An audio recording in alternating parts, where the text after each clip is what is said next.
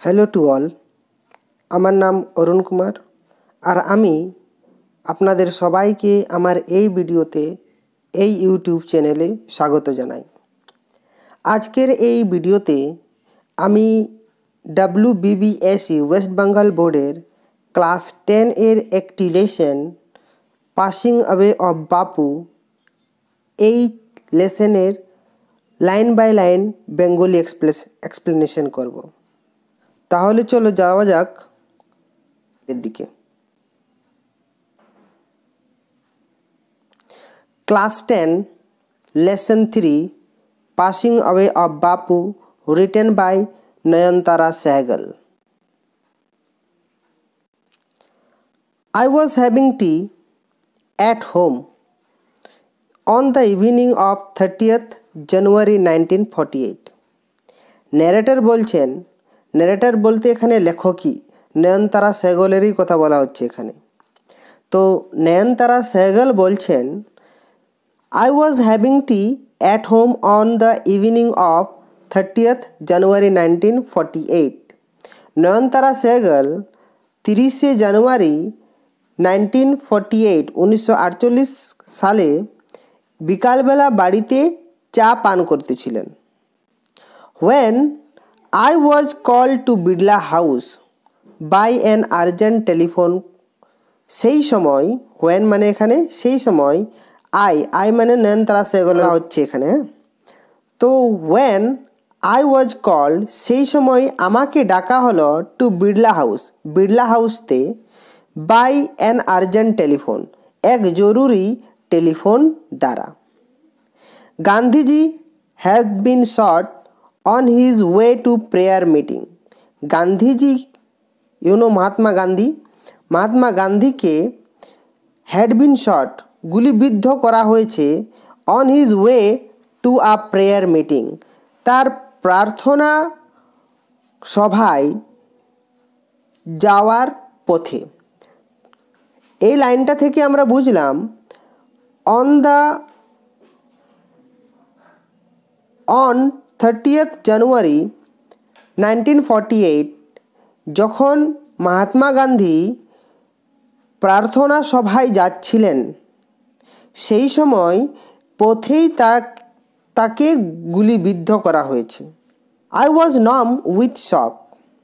তো এই মহাত্মা গান্ধীর যে গুলিবদ্ধ করার খবরটা আমায় হতভম্ব করলো, হতবাক করলো, আমায় সারপ্রাইজ করলো, আমায় অবশ করে দিল। এই যে গুলিবদ্ধ করার খবরটা, কাকে গুলিবদ্ধ করা হয়েছে এখানে? মহাত্মা গান্ধীকে। তো মহাত্মা গান্ধীকে গুলিবিদ্ধ করার খবরটা আমাকে অবশ করে দিল। I got into the car.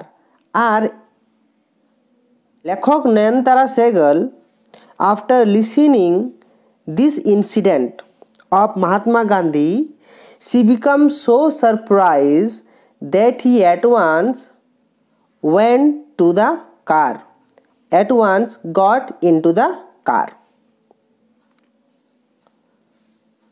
Next স্লাইডে যাওয়া যাক।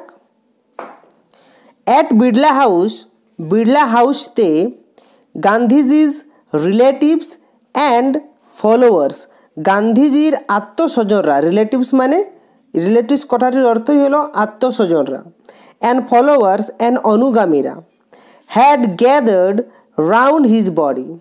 রাউন্ড হিজ বডি মিনস এই ছবিতে you can see here Bapuji or Mahatma Gandhi, here he is lying and all the followers and relatives are here, they were gathered round his body. তারা সবাই তার দেহের, মহাত্মা গান্ধীর দেহের চারিপাশে একত্রিত হয়েছেন। There was silence in the room as Gandhiji breathed his last. There was silence in the room.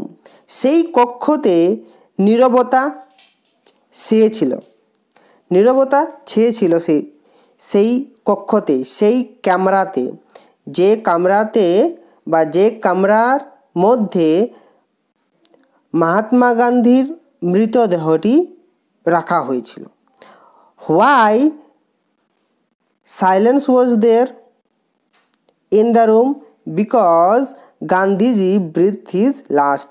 Gandhiji তার শেষ নিঃশ্বাস ত্যাগ করেছেন। নেক্সট স্লাইডে যাওয়া যাক। এখানে রয়েছে ওয়ার্ডস অফ বাপুজিজ ডেথ। বাপুজির মৃত্যুর খবরটা had spread through Delhi like a flame fanned by wind. তো এই লাইনটা থেকে আমরা কি তথ্য জানলাম? কি ওয়ার্ডস অফ বাপুজ ডেথ, বাপুর মৃত্যুর খবর হ্যাড স্প্রেড থ্রু দিল্লি, সারা দিল্লিতে ছড়িয়ে পড়ল like a flame fanned by wind, যেরকম আগুনের শিখা বাতাসে ছড়িয়ে পড়ে। Sad groups of man and women, দুঃখিত মহিলা এবং পুরুষের দল had collected around Birla house, Birla হাউসের চারিপাশে একত্রিত হয়েছিল। বিড়লা হাউস কথাটির এখানে বিড়লা হাউস বলতে সেই স্থানের কথা বলা হচ্ছে, সেই বিশেষ হাউসের কথা বলা হচ্ছে যে হাউসে সেই সময়ে মহাত্মা গান্ধীর মৃতদেহটিকে রাখা হয়েছিল। নেক্সট স্লাইডে আসি। Out of every window one could see a brown blur of faces. Out of every window কথাটির অর্থ হলো প্রত্যেক জানালা হইতে। One could see a brown blur of faces, দেখা যেত বাদামি বর্ণের ধূসর চেহারা। সিচুয়েশনটা মনে হচ্ছে যেন এই যে একটু আগে আমরা পড়লাম যে বিড়লা হাউসের চারিপাশে দুঃখিত পুরুষ এবং মহিলার ভিড় একত্রিত হয়েছিল। তো সেই ভিড় দেখে এমন মনে হচ্ছিল যেন সবাই ধূসর বর্ণের চেহারা, সবাই যেন বিড়লা হাউসের ভিতরে তাকানোর চেষ্টা করছিল। তাহলে প্রত্যেক জানালা হইতে একজন কি দেখতে পেত? ধূসর বর্ণের চেহারা, দুঃখিত পুরুষ এবং মহিলাদের চেহারা। They all were sad. They did not make a sound, তারা অল্পটুকুও শব্দ করছিলেন না। There was an unnatural silence, সেখানে এক অপ্রাকৃতিক নীরবতা ছেয়েছিল।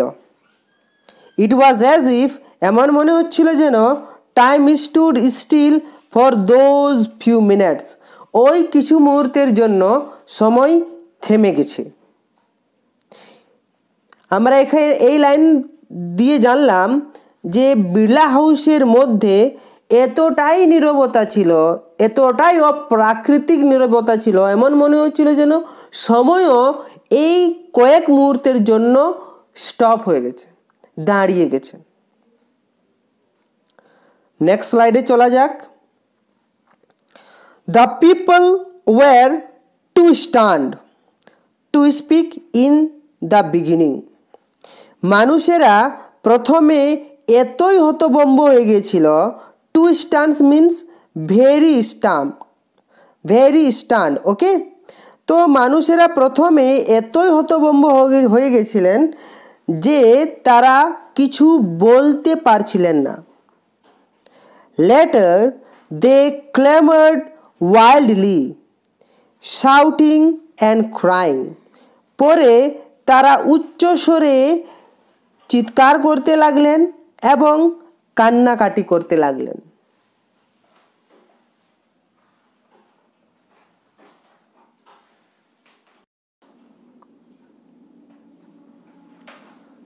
They jostled one another, তারা একে অপরকে ঠেলাঠেলি করতে লাগলো। In a stampede to break into the house, সেই বাড়ির ভিতরে প্রবেশ করার লক্ষ্যে। তো আমরা জানলাম এই লাইন দিয়ে the followers of Mahatma Gandhi, they jostled one another. তারা একে অপরকে ঠেলাঠেলি করতে লাগলো।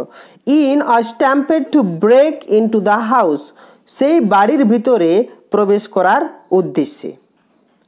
They calmed a little, তারা অল্পটুকু শান্ত হলেন। When it was announced, যখন এটা ঘোষণা করা হলো that যে they would be allowed to see Gandhiji, তারাকে গান্ধীজিকে দেখতে দেওয়া হবে বিফোর দ্য funeral, অন্তিম সংস্কারের পূর্বে।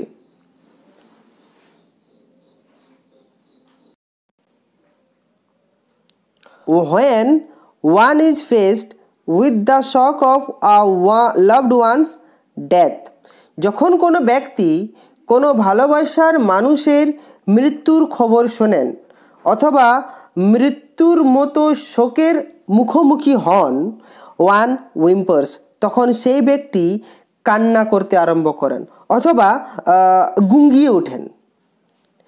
What will become of me now that he has left me, আমার এখন কি হবে যে তিনি আমায় ছেড়ে চলে গেছেন। সেই ব্যক্তি বলেন, যে ব্যক্তি তার ভালোবাসার মানুষের মৃত্যুর মুখোমুখি হন বা মৃত্যুজনিত শোকের মুখোমুখি হন বা মৃত্যুর খবর শুনেন। This was surely the question uppermost in the mind of the morning people, এই প্রশ্নটি আমাদের বেশিরভাগ শোকারত মানুষদের মনের মধ্যে ছিল অথবা আমাদের বেশিরভাগ যে সকল মানুষেরা সেই ভিড়ে শোকারত ছিলেন তাদের হৃদয়ে, সকলের হৃদয়ে হয়তো এই প্রশ্নটিই ছিল। কোন প্রশ্নটি? That what will become of me, আমার এখন কি হবে, that he has left me, তিনি আমায় ছেড়ে চলে গেছেন।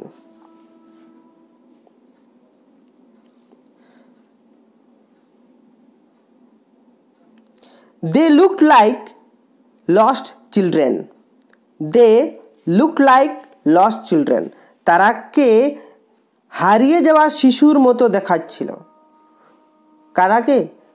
The followers and the relatives of Mahatma Gandhi.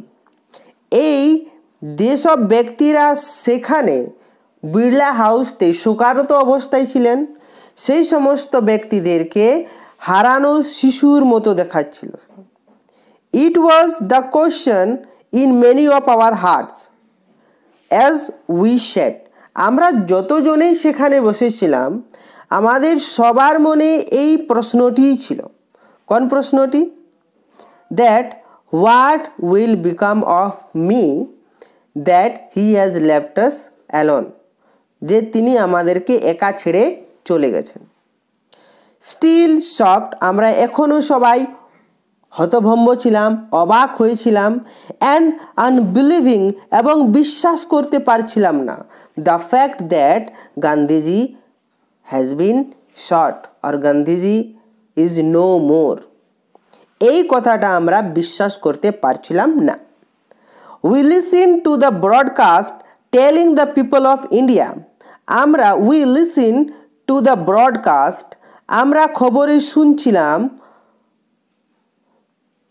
Telling the people of India, ভারতবর্ষের মানুষকে বলানো হচ্ছে দ্যাট যে দেয়ার বাপু ওয়াজ নো মোর, তাদের বাপু আর জীবিত নেই। It means what? He left us for ever. আমরা এই ইউনিটের শেষ পর্যায়ে পৌঁছে গেলাম। আশা করি এই ভিডিওটি আপনাদের ভালো লেগেছে। যদি এই ভিডিওটি দ্বারা আপনারা অল্পটুকু উপকৃত হন তাহলে অবশ্যই আমার এই ইউটিউব চ্যানেলটিকে সাবস্ক্রাইব, ভিডিওটিকে লাইক এবং সহপাঠী বন্ধুবান্ধবদের সঙ্গে শেয়ার করতে ভুলবেন না। আমার সঙ্গে এই ভিডিওটি দেখার জন্য অশেষ ধন্যবাদ। Thank you. জয় হিন্দ, জয় ভারত।